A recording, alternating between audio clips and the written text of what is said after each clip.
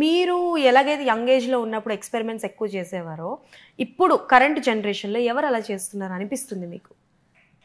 అంటే everyone is doing, but మీకు అలా అనిపించేది మీలా? అంటే బేసిక్గా నేను అంటే ఇప్పుడు ఈ మసాలా మంచి ఫైట్స్ ఉంటే సినిమాలు ఆడతాయని పోయింది. ఇవాళ కోవిడ్ తర్వాత బిఫోర్ సినిమా బీసీ ఏడీ లాగా before Covid after Covid world exposure world చూసే విధానం మారిపోయింది. They want an experience. 2000 రూపాయలు పెట్టి థియేటర్కి పోతే దే వాంట్ అన్ ఎక్స్పీరియన్స్ 6 గంటలు. సో ప్రతి వాళ్ళు they have to work. Bollywood అసలు పడిపోయింది ఎక్స్పెరిమెంటేషన్ చేయక. టాలీవుడ్ కూడా ఇప్పుడు మనం కొంత ఎక్స్పెరిమెంట్, బట్ ఇవాళ వీఆర్ ఫ్లయింగ్. ఇవాళ టాలీవుడ్ ఇస్ ఫ్లయింగ్. ఇవాళ ఇంకా ముందుకెళ్ళాలని కోరుకుంటున్నాను.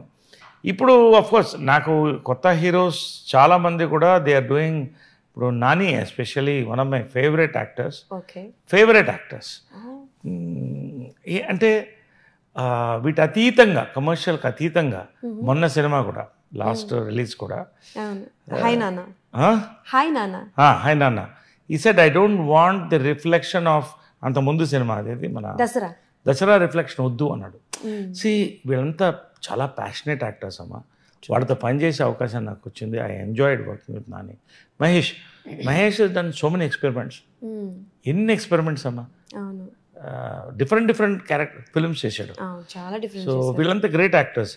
అదేవిధంగా అల్లు అర్జున్ పుష్ప ఒక హీరో ఇలా నడవడం అనేది త్రూ అవుట్ ద మూవీ, దాంతో రొమాన్స్ చేయడం, దాంతో ఎమోషన్, నిజంగా వీళ్ళంతా గర్వంగా ఉంటుంది. వీళ్ళంతా నా కళ్ళ ముందు పెరిగారు.